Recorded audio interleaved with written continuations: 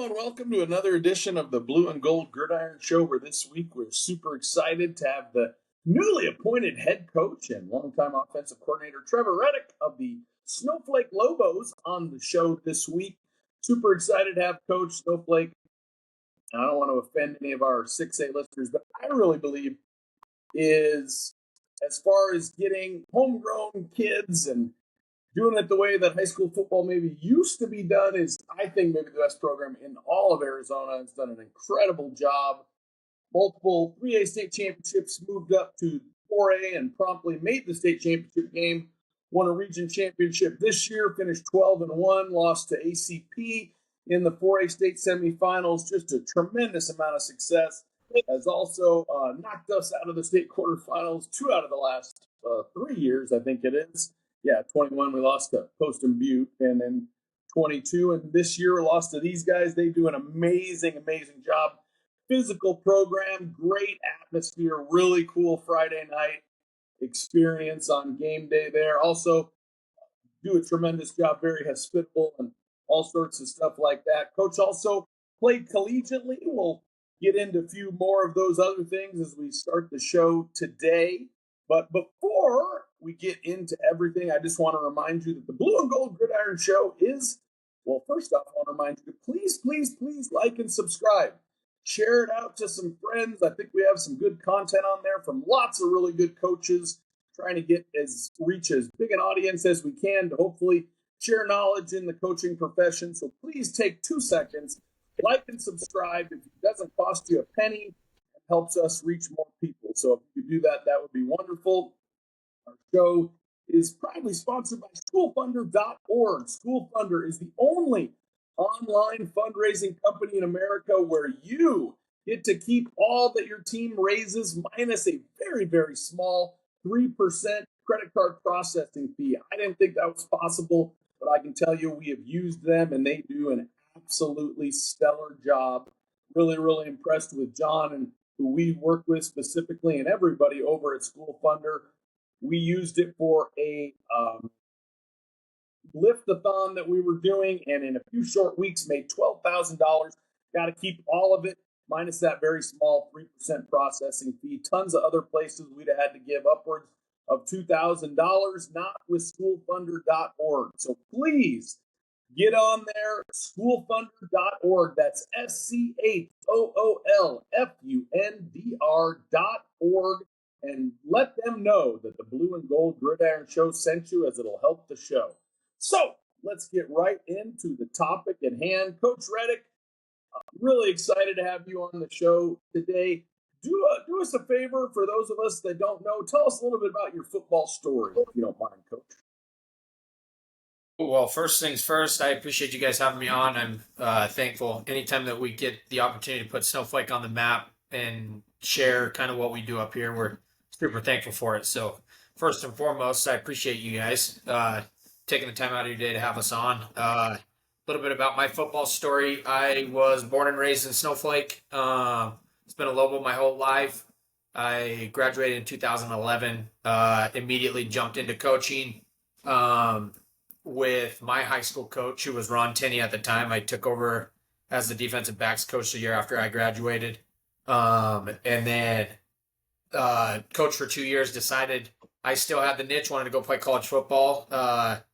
Josh Anderson, who is the head coach at Dakota State, was the head coach at Payson High School when I was playing. So I called him up and said, hey, I want to play football still. And he told me to come out. So I went out to Dakota State and got the opportunity to play football for a year. Had some family situations come up, so I decided to move back. And Ron Tenney took me back, and I came back from school, started helping to install the defense. Me and Coach Hargrove was the defensive coordinator at the time. We kind of revamped the defense, took a little bit from Murphy's system, and then with what we did at Dakota State, and kind of morphed it into a defensive system.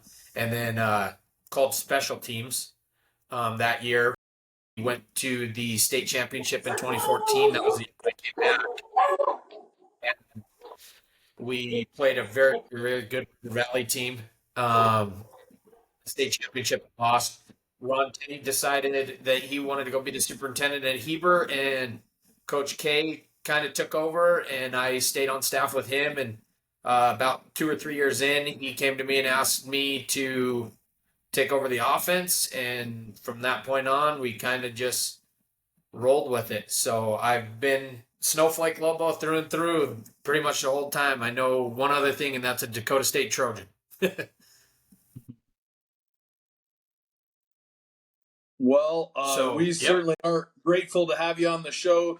I think you guys do an absolutely incredible job, and really excited to dive into a couple topics. A few of them one of them in particular that you gave me that we'll get to a little bit later, communication system, that I thought I probably should have been asking people this, because that's a fascinating thing. I think in my years, we've done it every conceivable way. Had a kid, ran him into the field there to give the play in the huddle. We've done wristbands. We've done signaling. I'm not a huge signaling guy. We've done the one-word calls where everything means everything.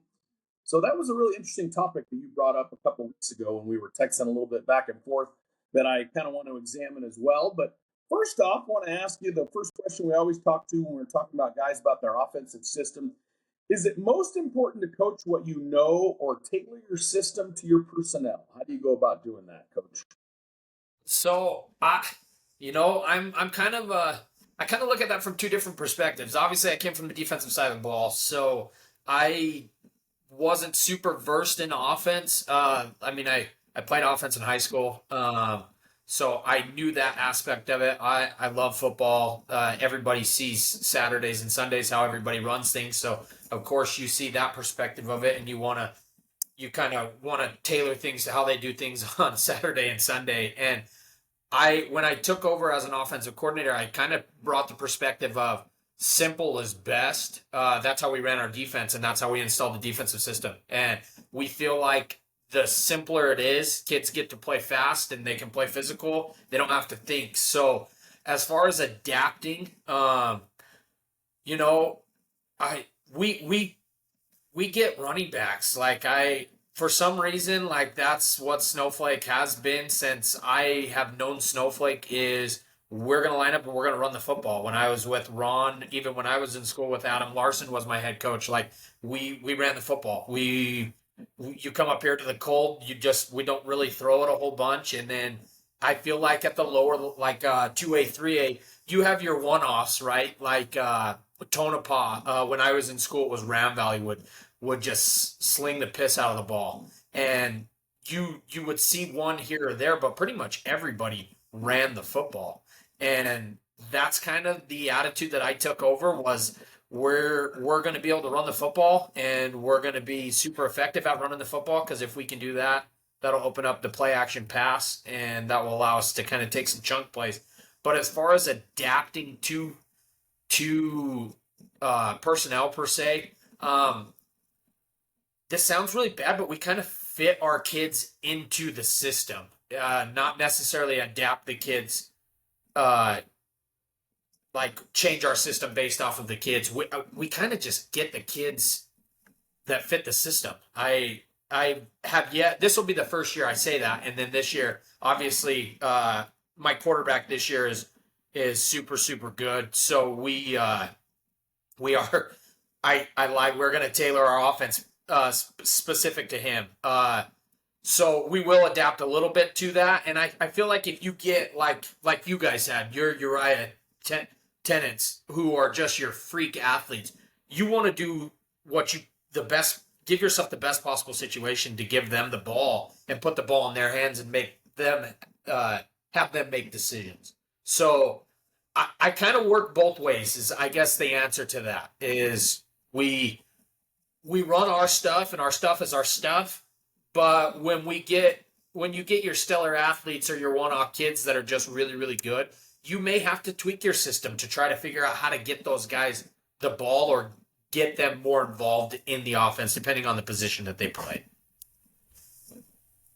Coach, you mentioned simplicity, and that's something Coach Collette and I have really focused on and tried to think through this last year, offensively and defensively. But how do you balance that in your game planning with keeping opponents on their toes and then not letting yourself become too predictable? Ooh, that's a good question. And my defensive coordinator, who I've had the luxury of working with for the last 6 or 7 years, he's big. He's big into this. He loves to self scout. I'm not a huge self scouter. I think it's easier. Uh, we break down so much film defensively, right? We don't do as much offensively. And you had a couple coaches on in the last couple weeks that have preached to this, right? Where they say the offense is the offense. Like, we're not tweaking stuff week in and week out. We run what we run, and I'm a firm believer in that. I was raised through the Paul Morrow days where they're gonna freaking run buck sweep, and they're gonna run inside trap, and they're gonna run counter, and they're gonna run flood, and you knew what was coming, and it was, here it is on a silver platter. Good luck if you can stop it. So I don't want to say that there's a little bit of arrogance, but the attitude that we bring to it is we're going to be so freaking good at running what we run that it doesn't matter what you do. We're going to go get 3 or 4 yards in a cloud of dust. And I know you guys, you had a coach on a couple weeks ago that said, if it's working, don't change it. And I find myself doing that to a fault. I mean, you'll see when I go through our huddle stuff, when I show you a couple of our base plays, I'll run the same play freaking 30 times in a game. Like, if we're getting 4 or 5 yards, I'm good getting 4 or 5 yards. Like, I'm not the guy that's like, oh, we got 4 or 5, now let's get behind the sticks and take a shot. Like, when Snowflake Lobo football is most successful is when we're chunking 4 or 5 yards and just wearing people down. Like, we love it. And that's kind of the attitude that I've taken is that, like I said, I don't want to sound arrogant, but it's this is what we do, and we're not going to change it. And I will say, like, it's caused us some problems. I mean, we got into an ACP situation in the semifinals where we weren't built to throw the ball. We got behind. We made some costly mistakes at the beginning of the game, and we're just not built to come from behind because of the attitude that we've taken. And it hurts. Sometimes it does hurt. But that's kind of my basics around simplicity is we're just going to be so freaking good at it that if you stop us, we're going to tip our hat to you. Well, I know you guys are very hard to stop, and we have been on the receiving end of a few of those. Up here comes ISO, and it is very helpless when you're going, I don't know what to do here. So you guys do a great job with that. Coach, next question. Do you go about scripting your first few plays? And if so, what are you looking for in that script? Do you do it by feel? How do you go about that? So I'm not a big play script guy. We'll kind of settle on the first play of the game and then kind of go from there. My attitude is we see heavy boxes constantly, right? Like, we run the football, so we're seeing 8, 9, 10-man boxes. Like, that's what we see. So mine is basically I gonna try to get into a couple different formations more than scripted plays and see where people are aligned off of that, and then that can kind of narrow down my scope of what we're gonna do and how we're gonna attack it. So not necessarily script actual plays, but scripted formations, I think is more or less where I kind of lean towards is alignment based off of formation, and then I'll start making decisions based off of that. And then, Coach, once you are analyzing that alignment and you're going off that script specifically, what are you looking for as a play caller? Are you counting numbers? Are you looking horizontally? Are you looking vertically? What's part of your analysis there? So that's a super good question. So pre-snap alignment's huge for me. I'm the first to tell you this. Like, high school kids are high school kids, right? Like, we teach them, especially. I'm coming, Tyler. You'll respect this more because I'm an offensive coordinator, but I came from the defensive side of the ball, so I'm a defensive guy at heart. So you teach your kids, right? You teach your kids, hey, this is where I want you to align. This is your gap responsibility. But at the end of the day, like, they're high school kids, right? Like, they have a mind of their own. We can't tell you why one kid's going to do one thing or if he's going to do that exact same thing every single play. So pre-snap gets me my initial look, and then I I would say more vertical because we want to get vertical in the running game. And I want to know where guys are as far as techniques. Like, do we have a 3 or a 1? Is this guy outside? Is the end outside in boxing, or is he shooting inside? Or are they sending pressure off the edge?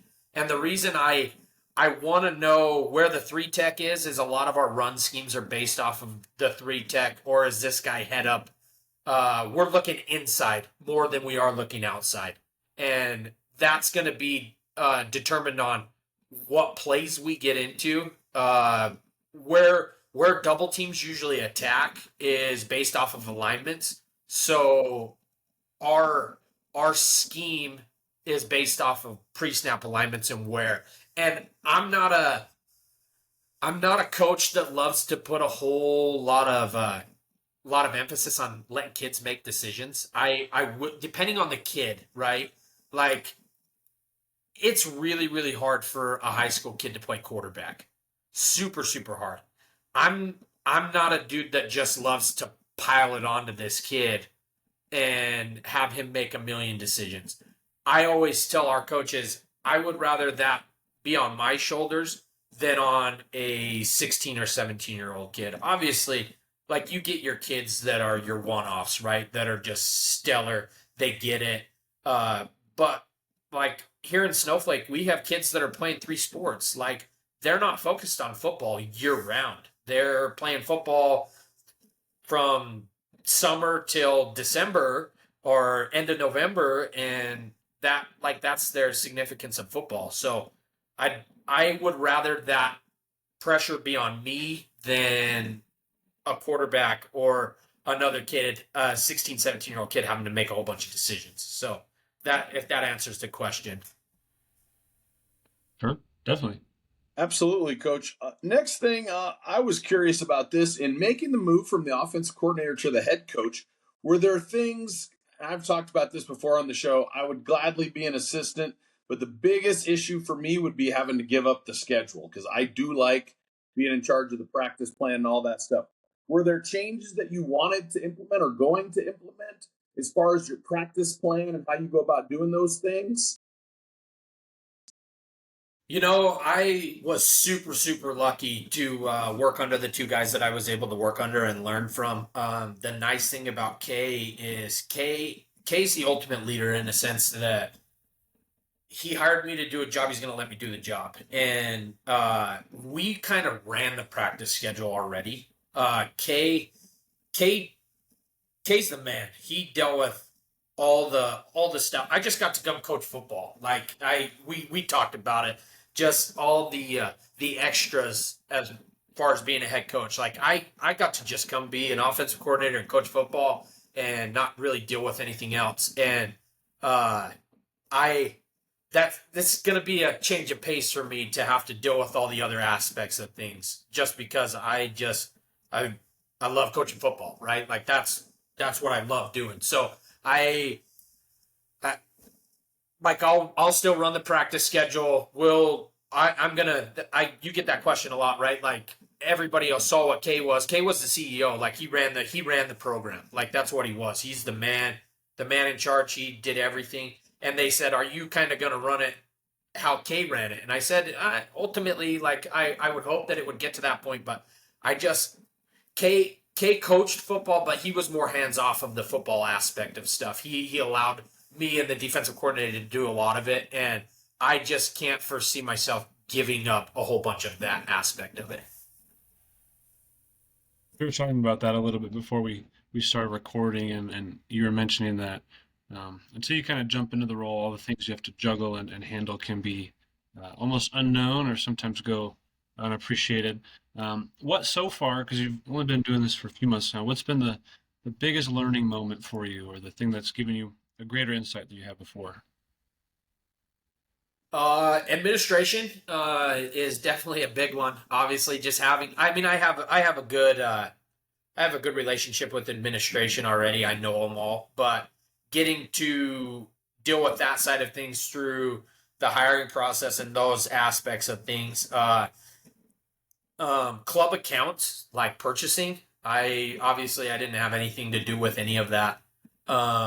I would just kind of tell Kay, hey, we need this stuff, and he would take care of it. And now I can't do that. I have to do it myself. So that aspect's a little bit different. And equipment, like just understanding what we have, what we don't have, what we want, those type of things. Just the logistics behind running the program are a lot. There's a lot more to it than I knew about. I had a general idea of it, but man, you just in the last month, my attitude has been, holy hell, Kay's done way more than I ever thought he did, and I knew that he did a lot, but it truly is incredible, and I don't think that a lot of people understand how much time gets put into. I mean, we're a high school, we're a 4A high school football team, and it is incredible how much time and effort that people. Cody, I appreciate you more than I did a month ago, because going through it, like, I just have the utmost respect for you guys, and what you see, what a good program does and how it's ran, and it just, man, it's time. It's time. But we all do it for one reason, right? And it's to see kids be successful. And I wouldn't have it any other way. So, Coach, walk me through a typical game week prep, both from an offensive and defensive perspective, because I think that's really interesting. A lot of guys taking over. That you said your background was primarily defense, then you moved to the offense. When you became the head coach, I guess this is a side question, but did you think about switching back or doing things like that? And then if you could walk us through a typical game week practice, how you would go about doing game week and maybe fall install as well. So that's a three-part you'll question. Love this. You will love this. So our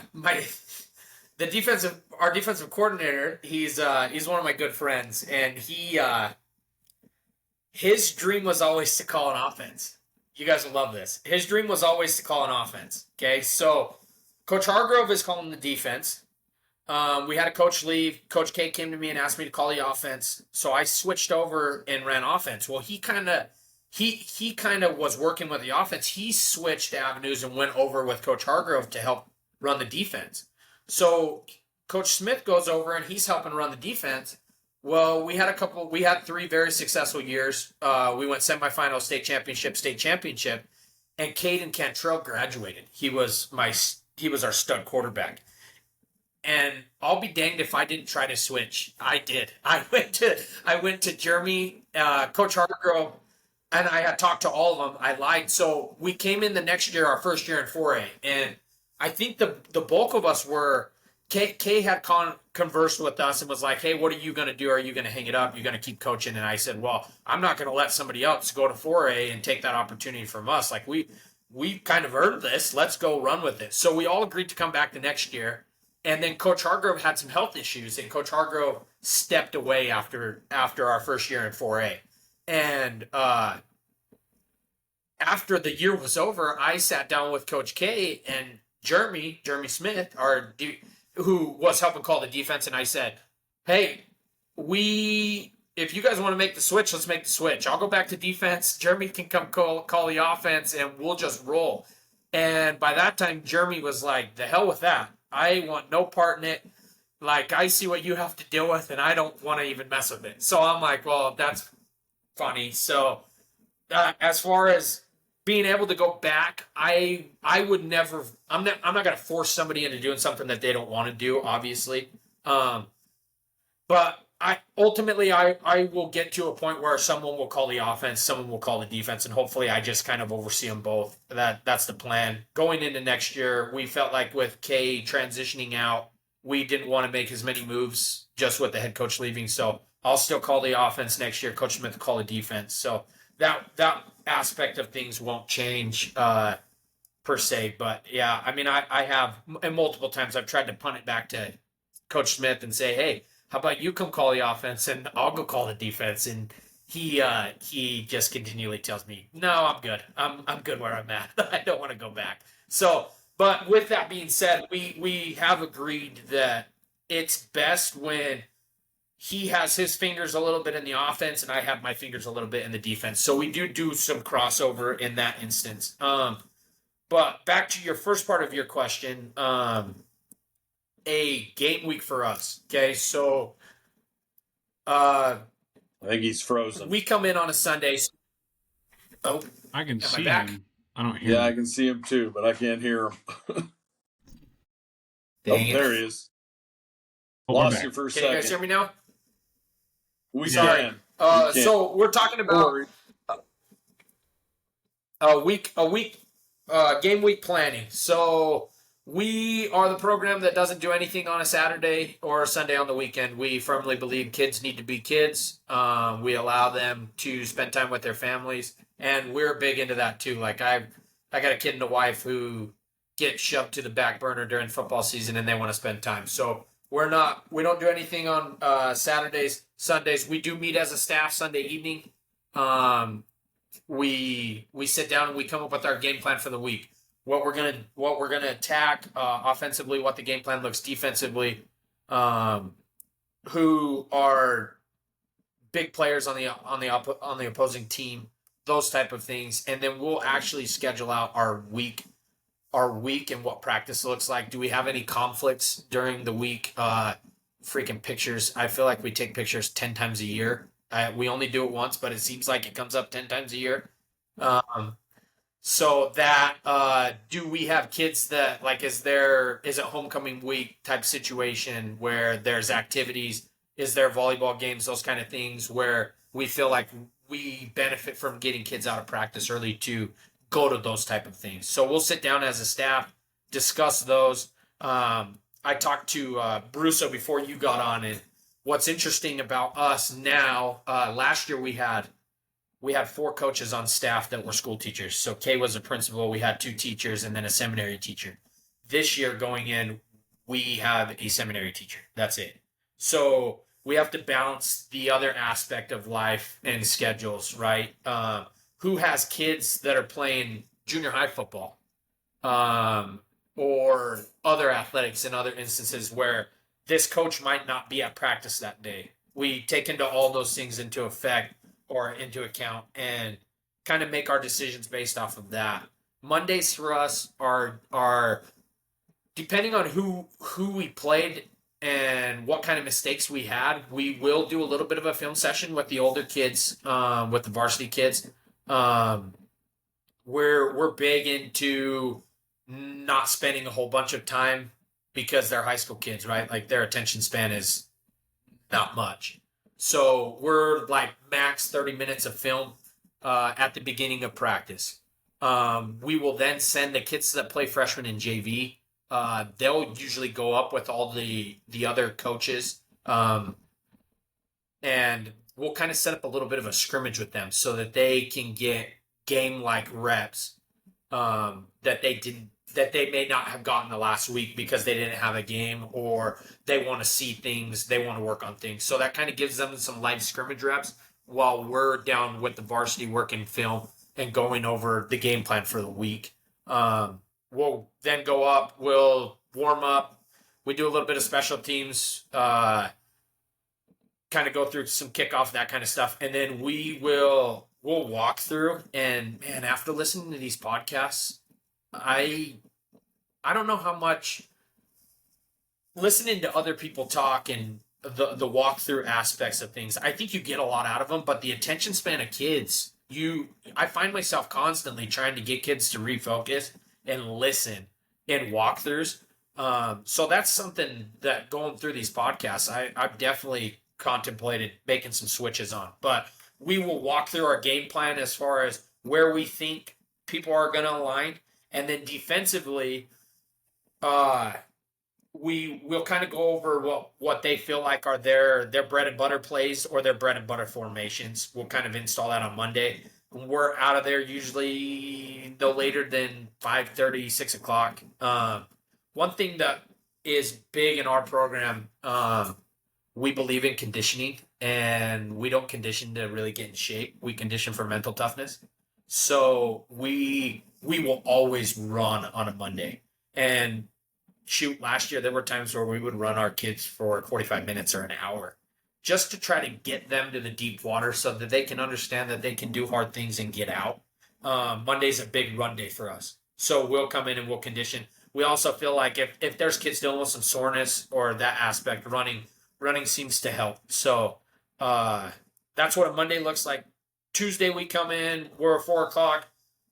Practice schedule for us looks like special teams usually at the beginning. Obviously, we have coaches that aren't at the school, so we kind of there's some of us that trickle in a little bit after 4:00. But knowing that they don't have responsibilities until 4:30, usually, because we're going to give that first 30 minutes of specials. And the coaches that are there will help with specials. We'll do about 30 minutes of specials. We'll break up. So we'll split. We'll do varsity JV specials, and then we'll send the freshmen by themselves. We'll bring everybody back together, and we'll usually do a defensive individual session. And since I have been with Ron Tenney, we've always ran individuals, freshman through varsity. So we bring everybody together positionally, and we think that that's huge. I know Bradshaw, the Bradshaw coaches talked about that, saying that this was the first year that they intertwined them. And man, we find it to be arguably some of the best parts of our practice is having a senior or an upperclassman help a freshman, because then they see things from our lens and our perspective of how to coach it. And sometimes a light bulb goes off and things become a little bit easier to them. So we feel like that's huge. And we want to create as many opportunities for our older kids to be leaders. And we're big in, this is not a freshman program and a JV program and a varsity program. We're all Lobos, right? We're all Lobos. That is super important to us. We're one program. We're not one aspect. Like, we don't get to where we need to be if we don't have freshmen and sophomores helping the older kids. Because a lot of times for us, we have sophomores and some of our really, really good freshmen every now and then will get pulled up. But we have sophomores that are playing scout team. And we got to have those guys like be an important piece to our program because we need them. Like, we need their numbers. We're going to have them at practice. Sometimes those sophomores end up being studs. Like, we had, I think we started 4 or 5 sophomores last year that we tell the seniors, you don't get to where you need to be without those kids. Like, you got to somehow, they're 3-4 years difference in age, but they have to come together and become a group. Like, that's big for us. So we'll do offensive indies, defensive indies, probably like 25, 30 minutes of those, where we'll kind of break down what we feel like we need to get better at that week. And then we'll tailor our drills in those indie periods to that. And then sometimes we will run a tackling circuit. We're big about that. We do a lot of hitting at practice, which is sketchy. It can be sketchy because obviously you're worried about getting kids hurt, but they could get hurt walking down the hallway.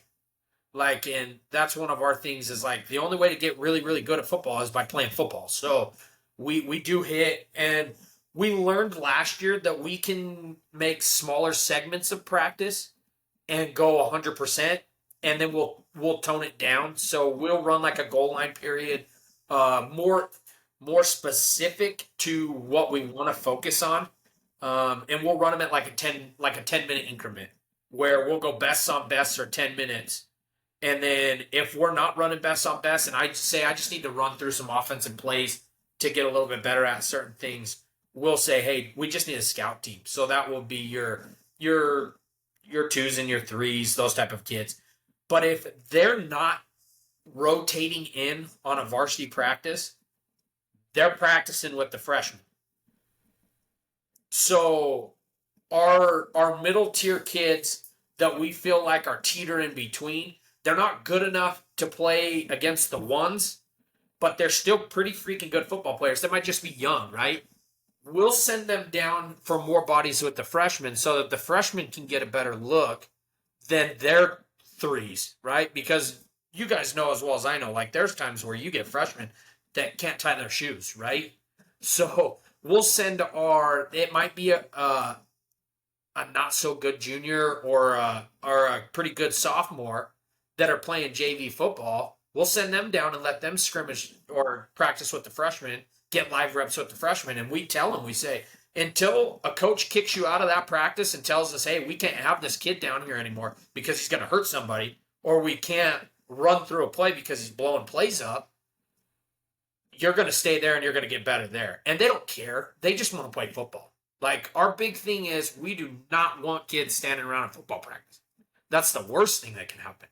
So trying to find the balance of that, it can be tough. And we get into some knockdown dragouts at coaches' meetings on Sundays, trying to almost script a practice schedule where we'll control reps for certain kids, kind of like we would in a scrimmage, where we'll say, hey, we're going to run this group 10 plays, and these kids are going to be in charge of rotating in, and we'll have a coach responsible for that. And then the next 10, we'll have a whole new 10 in, and we'll get these kids reps. It's almost like a game script, but we're running it in practice so that we're not standing around just wasting reps, that kids can be getting better at football. So we got into that big last year and in the last couple of years of scripting the practice. And it's a lot of work up front, but it makes practice so much more beneficial. And like I've heard you guys say multiple times where you're trying to get in and out of there at 2 hours, 2.5 hours. And we're big into that too. We don't want to be there till 7:30. Obviously, we don't even have the lights to do it, but we want in and out. So how do we make the most use of our time? And we found the script is we can kind of tailor our ones versus our ones, or our ones and twos are repping ones and twos. And then it gives the kids that are those kids that are teetering, it gives them an opportunity to go against the ones, and we can see how they're doing, so that it's like, hey, this is why you're not playing, or hey, this kid's doing really good against Cody Flake, who's one of our stud tackles or guards, and we need to give this kid more of a look. So, and we can match up, right? Like we can look at it and say, Cody's not going to get anything going against a smaller kid. Let's try to match up size-wise with him of what he's going to see on Friday. So we can kind of compare body sizes and give looks on what we're going to see on a Friday and put him over there next to Cody. One thing that I will say in practice that we're awful at, we're going to get better at it. I'm interested to see how you guys do it too. When you're running a scout team, how do you guys run your scout team? Do you have a coach that draws up plays on play cards and you walk through that kind of stuff? Like, how do you guys do it?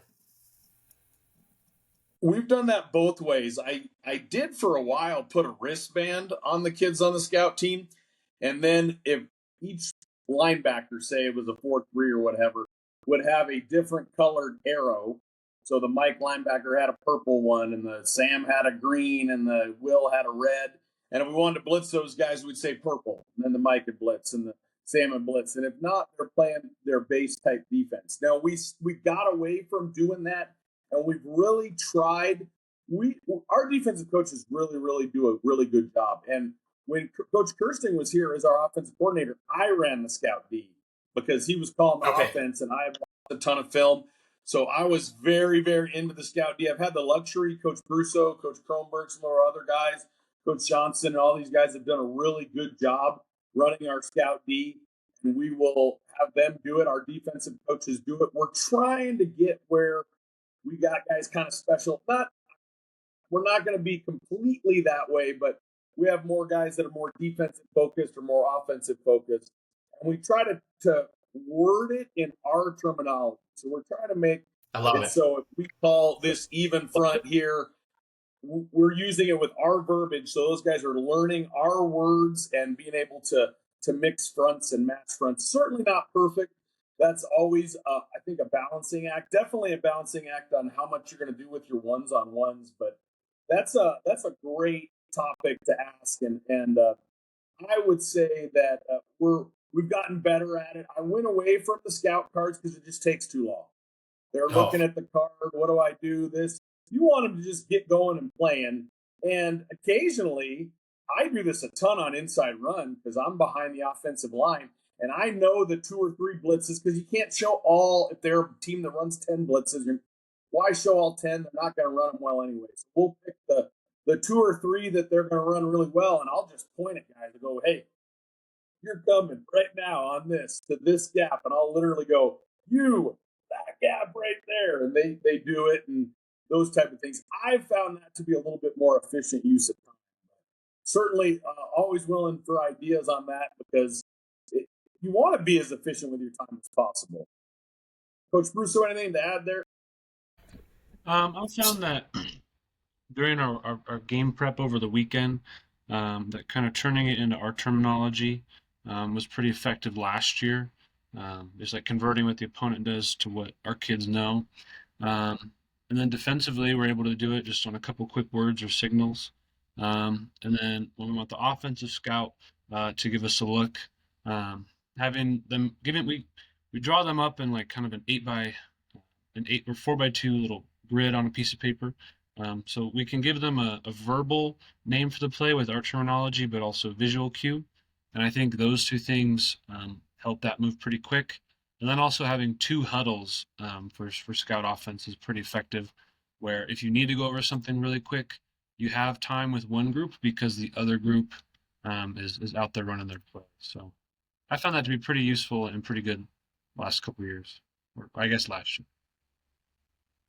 I agree with that. The 2 huddles was nice, and I think that helped our JV kids. I love what you spoke on, Coach, there about having all your freshmen together. Our schedule's a little different. We have our varsity the last period of the day, so we would might be a little difficult for us to implement that, but that's all outstanding stuff.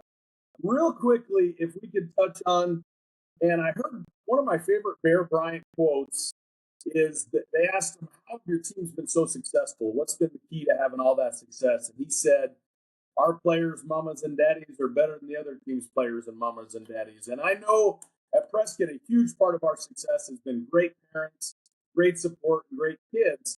How much has that played in? One of the things, when you go to Snowflake, it feels like you're taking on the whole town because they're all there ready to go. And I'm sure that's been a huge impact in your program. And I know it has been in ours. So speak on that a little bit if you could.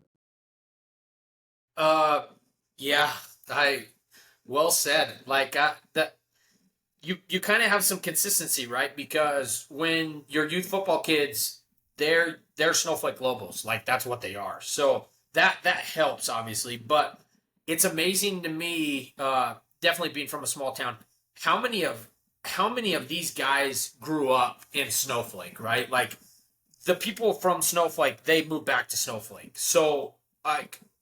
That also helps, right? Like there's big time roots. Like you'll see 3rd, 4th, 5th generation Lobos coming through here, so that helps. But man, we touch on it all the time. Like culture breeds everything, right? Like and I think when you have a group or a program like our football program that emphasizes building kids more so than winning. Like winning comes with that. Like we're firm believers in we're going to do the right things. We're going to be the examples at school. We're student athletes, not football players. Like we're going to be students first, and we don't slack on those type of things. Like from an administration standpoint, like if they have issues with kids, we take care of it. There's no preferential treatment because this kid's really, really good. Like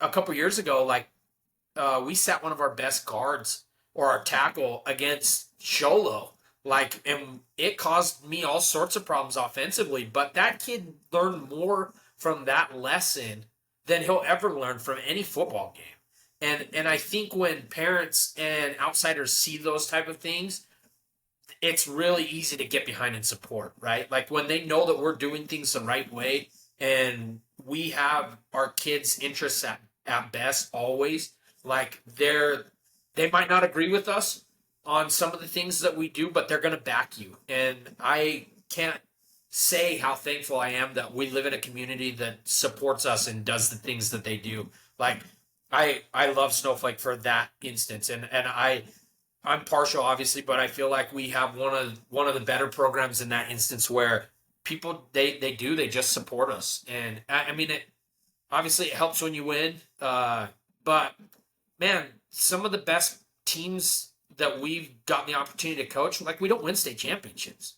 Like this last year, for instance, like phenomenal group of kids, we get beat in the semifinals. Like, and to us, we strive to win gold footballs. We do. Like, that's a goal, but that's not the goal. The goal is that those kids come into our program in the junior high, the freshman level, and they leave our program better individuals. Like, very rarely, we have our one-offs that are going to go play college football. We do. Like, we have them. But these kids are going to serve missions. They're going to be dads. They're going to raise kids. Like, they're going to be husbands. That's, to us, that's, bar none, that's the most important thing is, I use Carter Rabin as an example. He was one of our running backs from last year. We had an opportunity.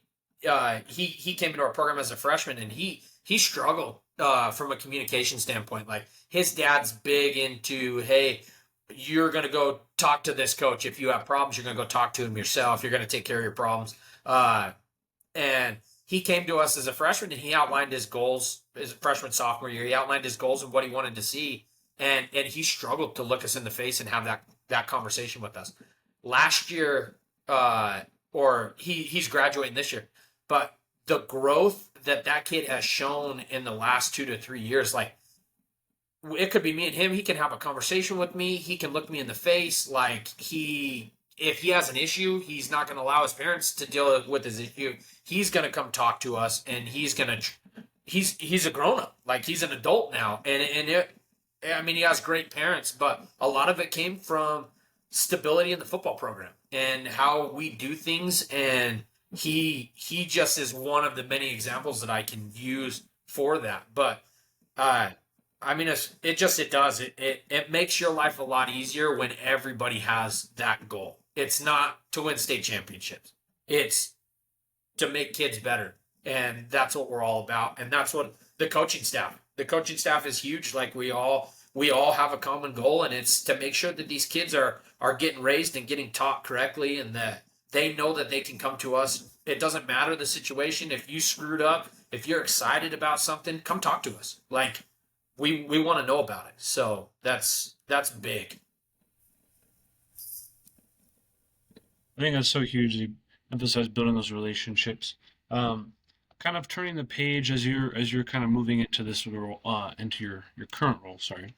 How do you want to reinforce that and elevate that? And then how do you want maybe to elevate some of the things that you guys had done well, but also maybe adjust some things that you guys had done previously, putting your own stamp on it in a way, if you will? So, good question. Moving forward, obviously, I've gotten the opportunity to put my stamp on a lot of things already. Kay was awesome in allowing me. He let me coach and let me kind of be who I am, and for that I very much appreciate him. Now I'll kind of get the opportunity to put my stamp on everything, right? Because it'll be under my name. But I think more or less, like, we're doing things the right way, but doubling down on some of those things that we're doing and learning. Like, I'm a big proponent of that, learning, and just because we've had success with it doesn't mean that that's the only way to do things. I'm big into that. Is if you've got an idea as a coach or anybody, like, bring it to the table and let's talk about it, because that's how we're going to get better, right? Like, that's why I appreciate these podcasts and learning how others do things. Is we're not always right, and we don't do everything perfect. We strive to do things right and to be perfect, but it's just never going to happen that way. So learning how maybe somebody else does something that sticks to me. Basha's coach talked about on Thursdays that they don't do walkthroughs, they do game mocks, and I'm like, why haven't we been doing that? You know what I mean? Like, that makes way more sense than trying to keep kids quiet on a Thursday and focus up on a walkthrough. Like, it's really easy to get them going 100 miles an hour and get ready for a game. So there's just that. To me, that's the biggest thing, is learning, right? Learning, and then doubling down on a lot of the things that we do. I'm a firm believer in there's no substitute for culture. There's nothing. Like, I freaking love football. I love X's and O's. But if there's one thing that I've learned through Ron Tenney and Kay Solomon, is that if I can get a kid to run through a wall for me, I'm going to get way farther than the kid that's a freak show at X's and O's. If I can get 11 of those kids running through a wall, it doesn't matter what I tell them to do. Like, we run the lead. Like, we run ISO. And we make it work because our kids believe in it. Like, to me, that is the single most important thing that we do at Snowflake is buy-in and culture. Like, we have kids leaving our program that a lot of times they don't even they love football, and we reminisce memories about football games specifically, but we do things outside of football that bring them together that they remember. Like we do an NCAA football tournament where we freaking bring 10 TVs in, and kids remember that stuff. We're in a small town, right? We play cops and robbers. We'll set them up at a church down the street and say, hey, you got 30 minutes to get from the church to the other church, and all the coaches are the cops. And if you get busted, you got to walk the main street. Like, kids remember those things. And when we ask them, we're like, what are your favorite memories of Snowflake football? Those are the things they bring up. Like, I remember cops and robbers. Like, I remember NCAA football tournament. I remember going to the swimming pool. And to me, those are the things that we will continually double down on. And that's culture, right? Like, obviously in a situation like Prescott or even some of these bigger schools down in the valley, you guys there's a different area, right? It's not a small town, but I feel like those things are so important. And we've come to where there's some of my best memories too, is doing those type of things. So you got to have fun. You got to have fun. Not only just coaching football, but these kids, this is an experience, right? Like, this is a 4-year experience that they're going to remember the rest of their lives. And we want to make an impact on them in that aspect. So, like Coach Brusso, my big answer there would be doubling down on what we're doing and just learning and evolving and continually trying to progress and get better.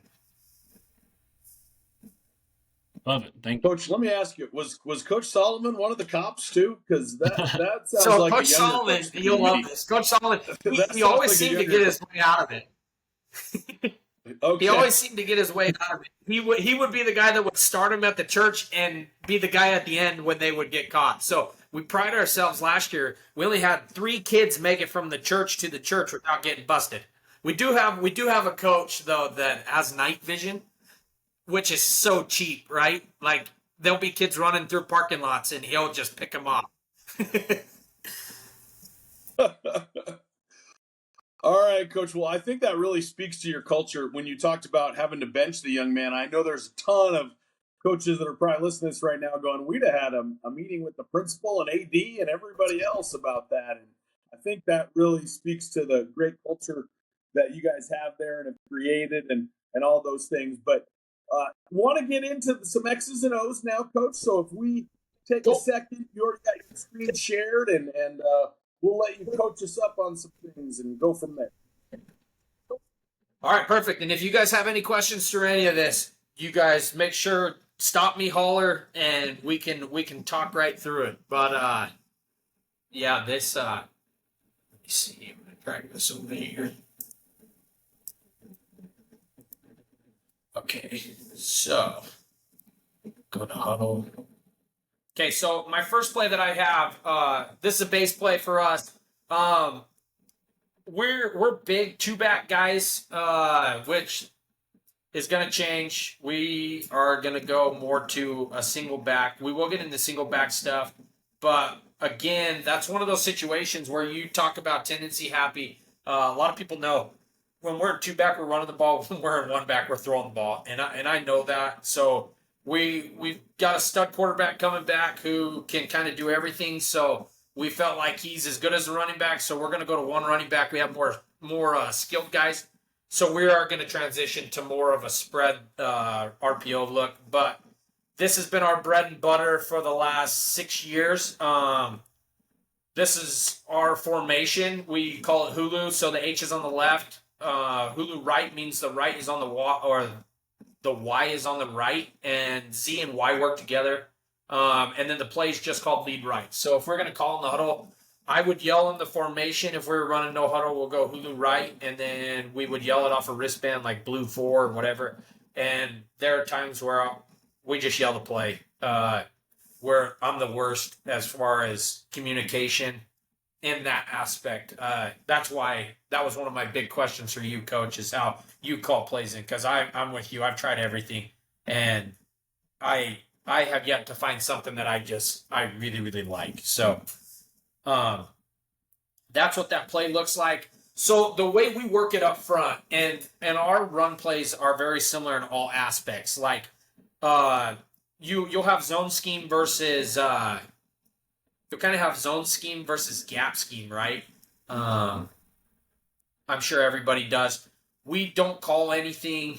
Oh, this is getting messed up. Hang on. You know, Coach, while you're kind of setting that up, I if I had to pick one, I would say I like the wristbands the best. I think it's easier.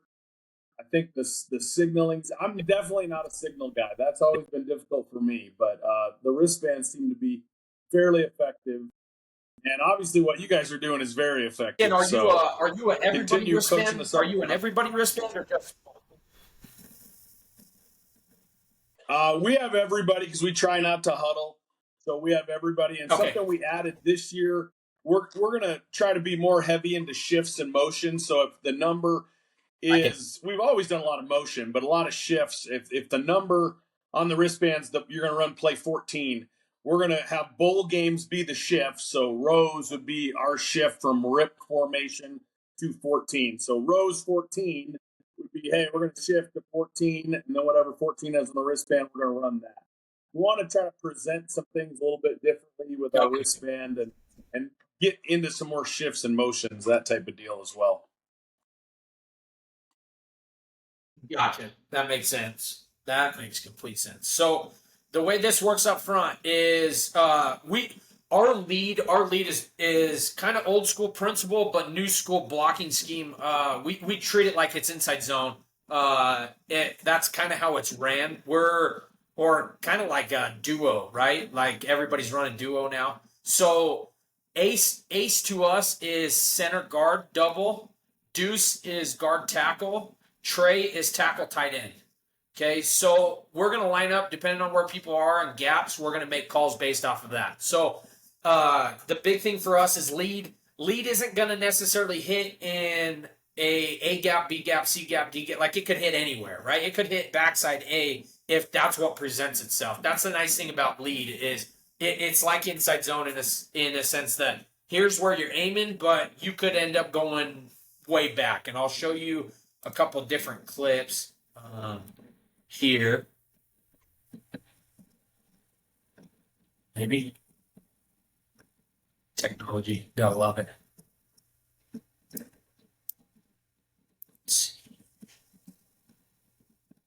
Okay, so this was cactus for us. This was week 2, and we're running lead right. So we went away from a true tight end at some instances this year. We went to kind of that flex sniffer look. We felt like he wasn't a great dude to have his hand in the dirt, like he could do it, but we moved him off, and it didn't really toy with anything. The thing that we saw is you get the end now is going to play off of the tackle instead of playing off of the tight end, right? So that was one of the main reasons why I moved him back was now we can get a trade call here on a double. I think we ended up bobbing this because this guy's in a 3-tech, so it should go like if I'm looking at this and I'm seeing what I'm seeing, I'm gonna go. We called backside reach. We call it a scoop. So center's going to go on a scoop and get the 1-tech. The guard on the backside is going to go try to cut a linebacker off. And you'll see a lot of times they aren't going to get a great angle. We teach them if they can just get to him and his momentum's going left, just grab him and freaking run with him because then it creates a cutback. So the backside, that's what they're for. They're going to try to go run a linebacker down and create a cutback or try to get in front of him and seal him off. The play side guard, which is Flake, him and the tackle are probably going to double on this. And we saw a lot of times where wherever our lead back goes, we're just going to have a mess, right? Like, because this middle backer is going to go hit that guy in the face. We're going to get a safety that's going to come down, and a weak side inside linebacker is going to come down, because if they don't, like, we're going to get 4 yards. So they're going to push everybody in there. And we would tell them, hey, if you see that, where that backer just shoots that gap, look to bounce. Like, you can bounce. Again, it's inside zone. Like, you can hit a cutback there, or we can bounce. This one, he ends up bouncing, and that outside backer comes inside on the edge where the tight end was going, and we end up running for, I think it was 35 yards, 25 yards, something like that. It was a good play for us. I only have the end zone view. Let me ask you, what precipitated? You had your wing tight end block out there, outside backer, and you have the tackle step out on what I would say is a tight 8 or a 7 technique there. They're communicating that. They're going to go solo, because you end up having the guard on the 3, the tackle on the 8, so, and then this the is outside what backer. we teach them. Tight end. So that's a really good question. We teach them, hey, take care of first level, right? We can take care of first level.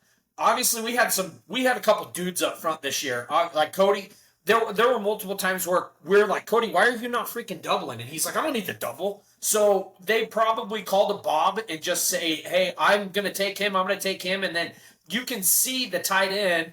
He puts his hand on that dude. He kind of puts his hand on him as he's running by.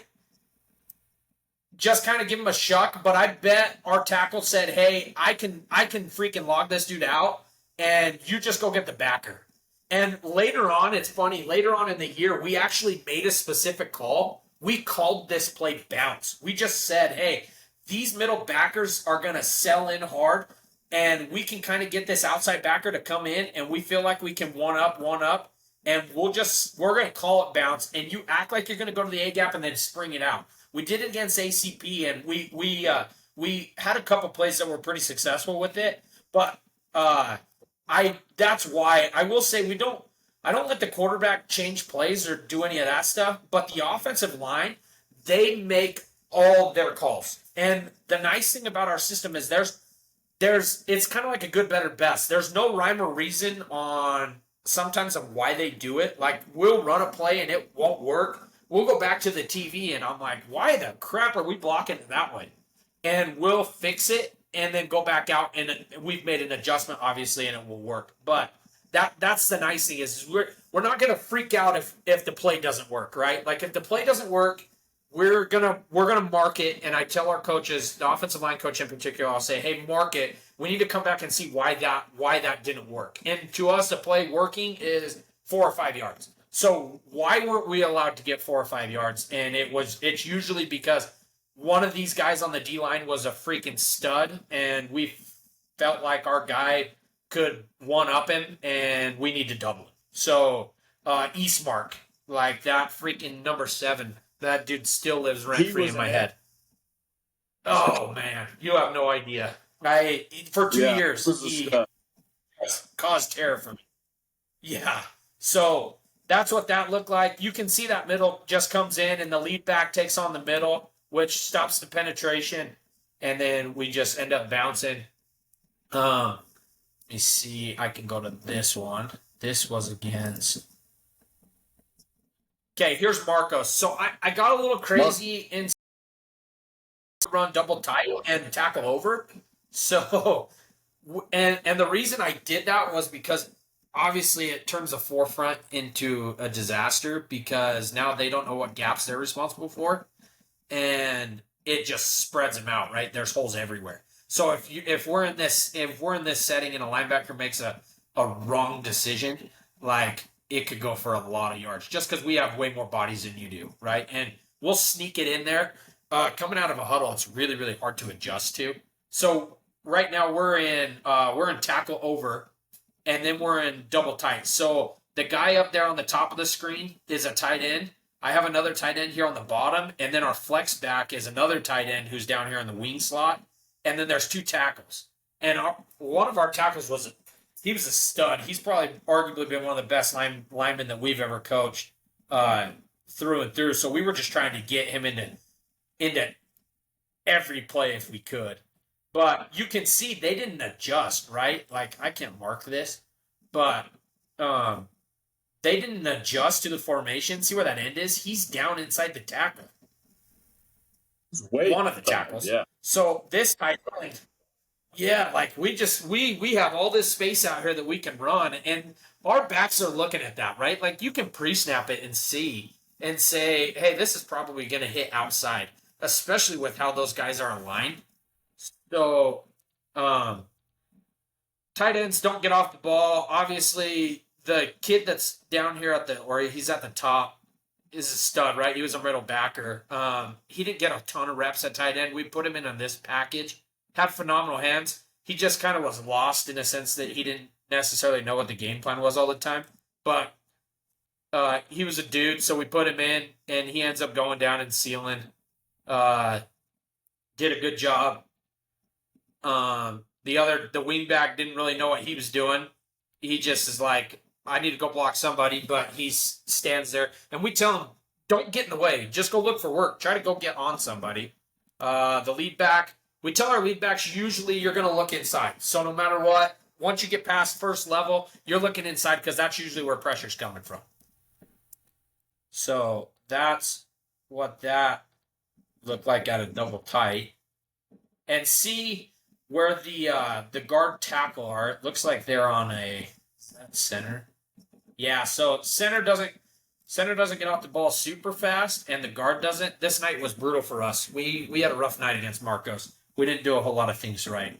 So this was at the end, I think. But we teach our guys, if you're going to double, obviously hats need to be lower, but if you're going to double, we don't want you. This is going to sound interesting for you guys probably, because you probably teach double two linebacker, correct? Yes, we'll combo like you're gonna most of the time. One guy's going to peel off. So we found a lot of times that they screw that up and they don't get to linebacker. So I finally just got to a point where I told them, I said, if you're in a double team, just move the double team into the linebacker. And they're like, well, what if the linebacker makes a play? I said, he's not going to make a play if the D tackle's in his face. Like, if you put the D tackle into the linebacker's face, we've already gained 4 yards. Like, it doesn't matter. Our goal's only to gain 4 yards. So we would just tell him, hey, if a linebacker makes the correct read and scrapes off, like, we'll tip our hat. If he can make that play 10 times in a row, that guy's an all-state linebacker, and he's a stud. Eventually he's going to screw up, and the one time he screws up, we're going to go for 25. So we got to a point where we were just having such a hard time peeling off for doubles that we would just tell him, just double this guy, and you get hip to hip and just drive him into the second level. So, We do teach it like that. We try to take the defensive lineman to the linebacker. But that's really interesting to hear that. Yeah, we just was problematic for us. Okay.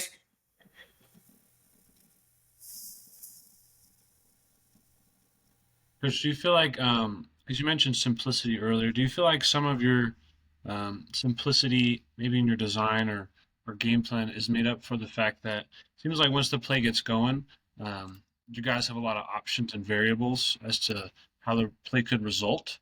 So do you feel like you're able to kind of maximize that simplicity by taking advantage of what the defense gives you? Oh, 100%. Absolutely. I agree with it. Like, it looks the same for us, right?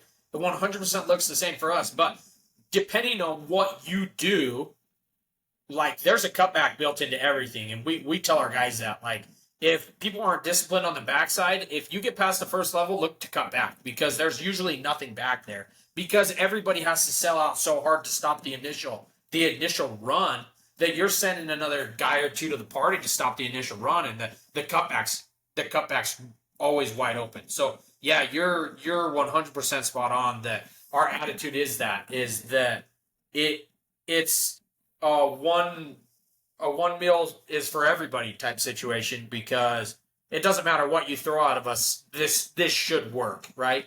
At some point. Obviously, like, there are times where people kick the crap out of us, and we can only get a yard, 2 yards, and we're dealing with.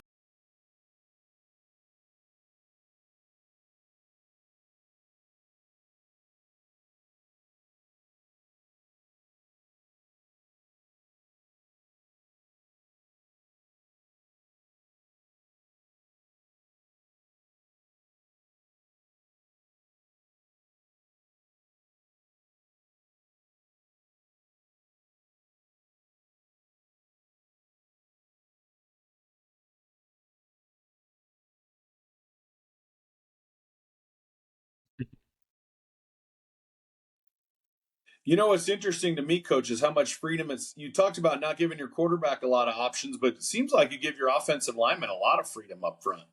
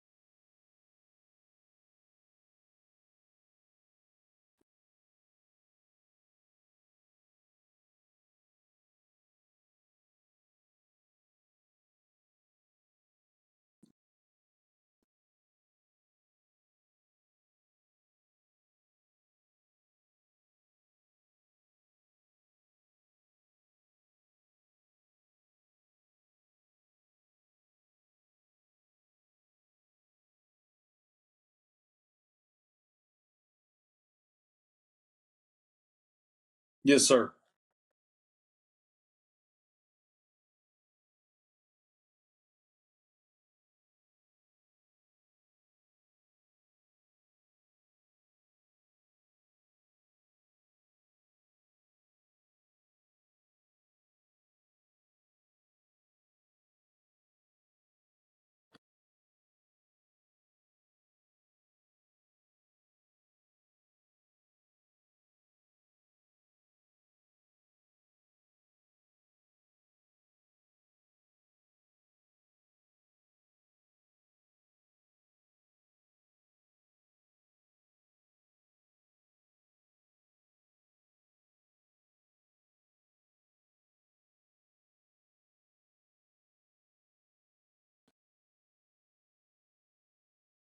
Because you guys ran very well in years past.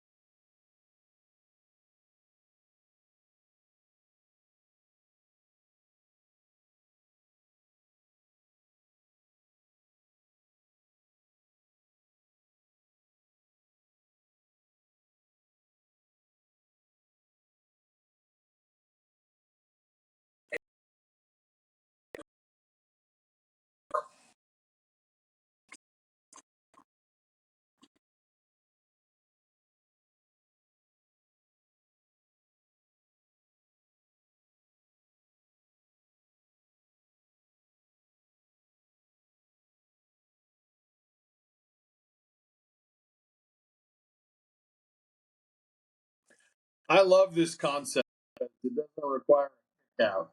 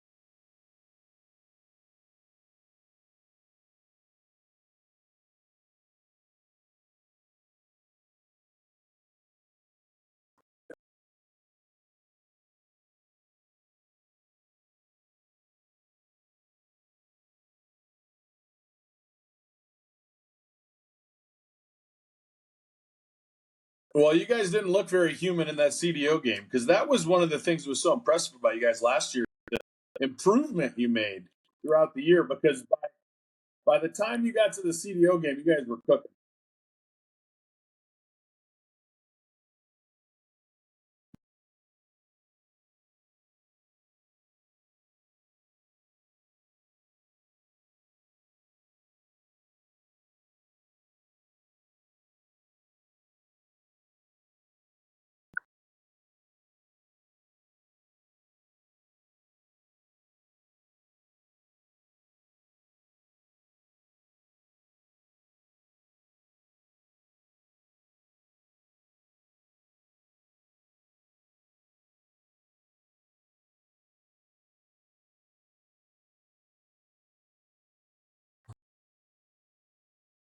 Well, Coach, I appreciate you not putting us on this highlight reel.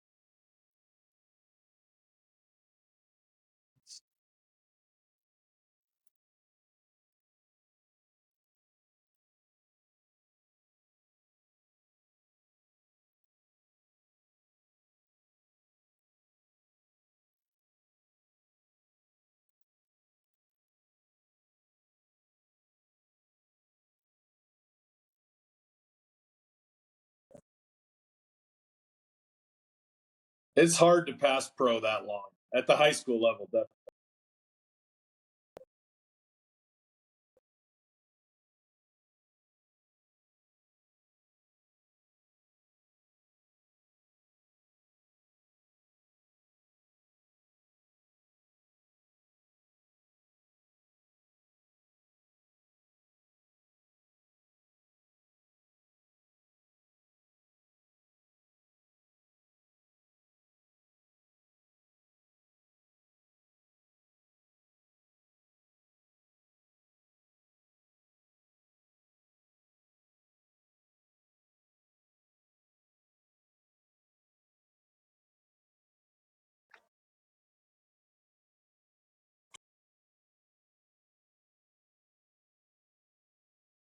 Well, a few years ago, they had that kid that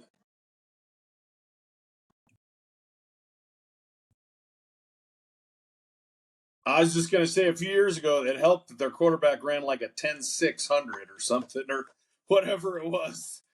That probably helped.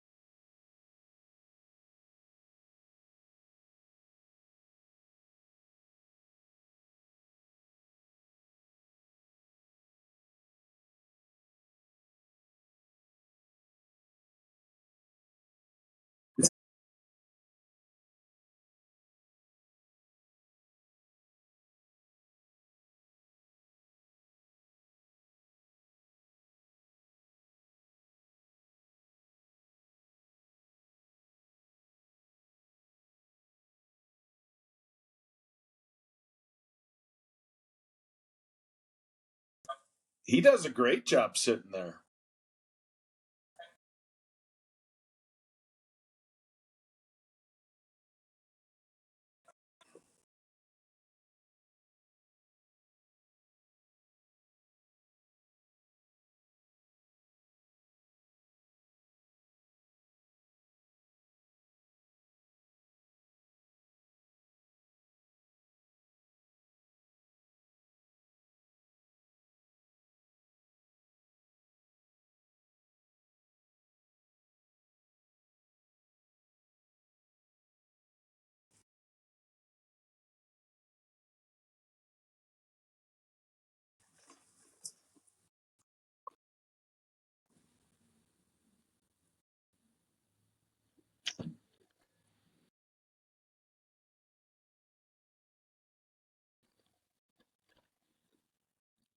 I think he froze again. Oh, well. Yep, we got you. Gotcha now.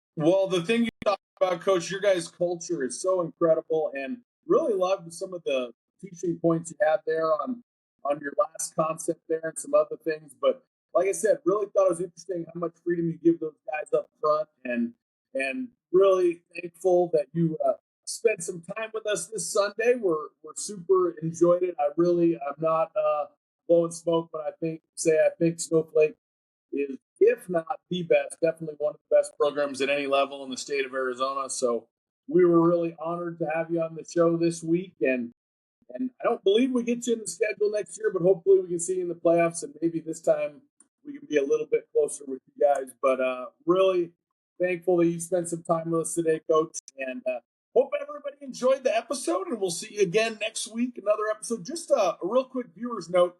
We're going to try to, in the off season, have 2 episodes a week, and then when we get into the season, it'll probably pull back to 1. But thank you so much for joining us, and have a good evening, everybody.